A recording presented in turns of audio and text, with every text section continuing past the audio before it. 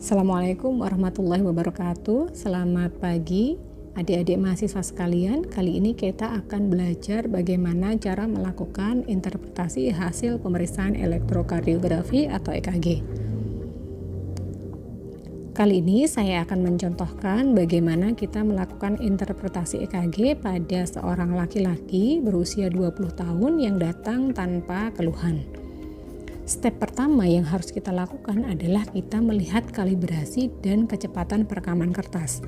Kalibrasi ini bisa kita lihat pada bagian kiri atau ujung kiri dari hasil EKG, seperti yang ditunjukkan oleh panah merah ini. Kalibrasi yang standar adalah 10 mm, setara dengan 1 mV. Sedangkan kecepatan perekaman kertas EKG yang standar adalah 25 mm per detik yang bisa kita lihat pada bagian bawah dari kertas EKG. Nah, kalau kita sudah menentukan bahwa kalibrasi dan kecepatan yang standar, maka kita bisa melangkah ke step selanjutnya. Pada hasil pemeriksaan EKG ini kita lihat kalibrasi dan kecepatannya sudah standar. Maka kita bisa melangkah ke step selanjutnya, yaitu untuk menentukan iramanya. Seperti yang kita ketahui, irama yang normal adalah irama sinus karena berasal dari nodus sinoatrialis. Lalu bagaimana cara menentukan apakah iramanya itu sinus atau tidak? Kita harus menentukan ada kriteria-kriteria untuk masuk ke irama sinus, yaitu yang pertama adalah satu gelombang P diikuti satu kompleks QRS. Hal ini akan terus berulang mengikuti siklus jantung. Kemudian syarat yang kedua adalah reguler atau teratur. Kita lihat pada hasil pemeriksaan EKG ini interval RKR-nya reguler, sehingga hasil pemeriksaan ini memenuhi syarat kedua dari irama sinus, yaitu reguler. Irama sinus ini bisa tidak reguler, yaitu pada sinus aritmia. Sinus aritmia ini seringkali kita temukan pada pasien anak-anak atau dewasa muda, di mana ketidakteraturannya mengikuti siklus respirasi. Nah, kemudian syarat yang selanjutnya untuk irama sinus adalah P, gelombang P positif di sadapan 2 dan gelombang P selalu negatif di AVR. Pada contoh ini kita lihat seperti yang digambarkan di panah ini, gelombang P di lead 2 selalu positif, sedangkan di lead AVR selalu negatif. Sehingga hasil EKG ini memenuhi 3 persyaratan untuk irama sinus, sehingga kita bisa menentukan bahwa iramanya adalah sinus. Langkah selanjutnya adalah kita menentukan frekuensi jantung.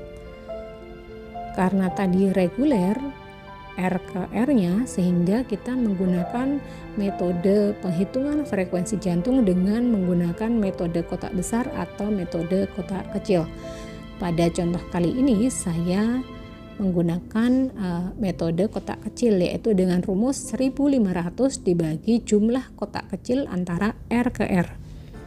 Pada contoh ini antara R ke R kita dapatkan ada 20 kotak kecil, sehingga frekuensinya adalah 1500 dibagi 20 sama dengan 75 kali per menit.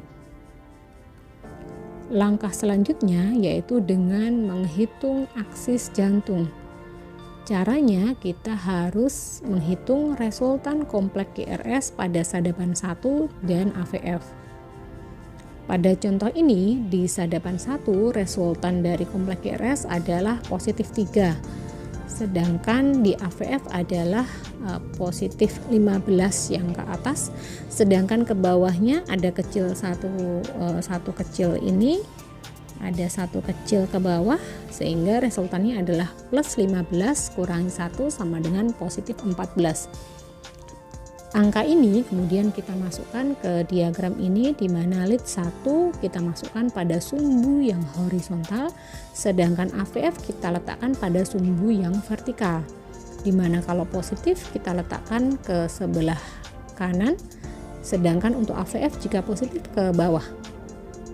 Kemudian kita tentukan tadi positif 3, kita pindahkan ke sini 1, 2, 3. Kemudian positif 14 kita pindahkan ke sumbu yang vertikal ini ke bawah, positif 14, lalu resultannya adalah tanda panah ini. Aksis dari jantung, aksis dari hasil pemeriksaan EKG ini adalah dari sumbu yang horizontal ini hingga panah ini. Kita ukur dengan menggunakan penggaris busur dan kita dapatkan hasilnya adalah 78 derajat, sehingga aksis jantungnya adalah 78 derajat atau normoaksis. Langkah selanjutnya adalah menentukan zona transisi. Bagaimana caranya? Kita harus melihat di sadapan prekordial. Caranya adalah dengan mencari sadapan yang resultan kompleks QRS-nya mendekati 0. Jika tidak ada, maka kita menentukan di mana dia berubah dari resultannya negatif ke resultan yang positif. Resultan dari kompleks QRS ini jika 0 adalah QRS yang ke atas dikurangi QRS yang ke bawah sama dengan 0. Nah, pada contoh ini di V3 resultannya negatif, sedangkan di V4 resultannya sudah positif, sehingga zona transisinya ada di antara V3 dan V4. Sehingga zona transisi pada EKG ini adalah normal. Selanjutnya kita membaca secara skematis gelombang per gelombang, di mana kita harus membaca secara urut dari gelombang P, kemudian interval PR, kompleks QRS, segmen ST, gelombang T, dan interval QT. Yang pertama kita menilai gelombang P. Untuk menilai gelombang P, kita melihat di sadapan 2. Kita nilai amplitudo gelombang P atau tingginya. Pada contoh ini adalah 2 kotak kecil. Kita kalikan 0,1 mV karena satu kotak kecil ke atas setara 0,1 mV. Sehingga amplitudo gelombang P pada contoh ini adalah 0,2 mV.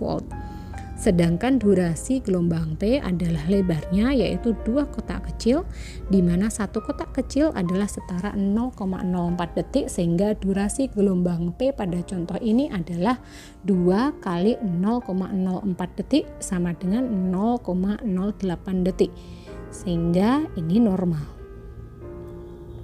Selanjutnya kita menilai interval PR-nya. Interval PR ini kita nilai dari awal gelombang P hingga awal kompleks QRS. Pada contoh ini kita dapatkan interval PR-nya adalah 3 kotak kecil. Kita kalikan 0,04 detik sehingga interval PR-nya adalah 0,12 detik atau normal. Selanjutnya kita menilai kompleks QRS. Kita harus melihat morfologi dari kompleks QRS ini. Kita harus melihat semua sadapan, apakah ada gambaran RBBP, ada gambar LBBP, atau adakah gambaran LVH, atau adakah gambaran RVH. Nah, pada EKG ini morfologi kompleks QRS-nya normal. Kemudian yang kedua, kita menilai durasi kompleks QRS-nya. Kita lihat, kita hitung dari awal kompleks QRS hingga akhir kompleks QRS, di mana pada contoh ini adalah 2,5 kotak kecil, sehingga durasi kompleks QRS-nya adalah 2,5. Kita kalikan 0,04 detik sama dengan 0,1 detik atau normal. Kemudian kita menilai apakah ada gelombang Q. Gelombang Q ini kita harus melihat semua sadapan juga, di mana pada contoh ini gelombang Q patologis tidak kita dapatkan. Kalau didapatkan adanya gelombang Q patologis, maka kita harus mendeskripsikan di mana saja kita temukan adanya gelombang Q yang patologis. Selanjutnya kita menilai segmen ST. Segmen ST ini kita deskripsikan sebagai segmen ST yang isoelektrik atau elevasi atau depresi. Caranya kita harus melihat semua sadapan. Nah, kita amati segmen ST pada EKG ini semuanya isoelektrik, sehingga kita interpretasikan sebagai segmen ST isoelektrik. Jika didapatkan ST depresi atau ST elevasi, kita deskripsikan ada di sadapan mana saja. Kemudian selanjutnya kita menilai gelombang T. Gelombang T kita deskripsikan sebagai gelombang T yang upright atau inverted. Kalau gelombang T ini kita nilai juga pada semua sadapan. Jika ketemu inverted, maka kita harus mendeskripsikan di mana saja kita temukan adanya gelombang T yang inverted.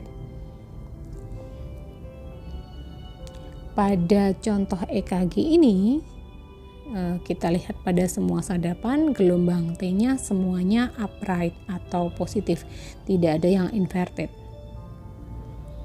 Selanjutnya kita menilai interval QT. Interval QT ini kita nilai dari awal kompleks QRS hingga akhir gelombang T, seperti yang saya perlihatkan pada panah merah ini.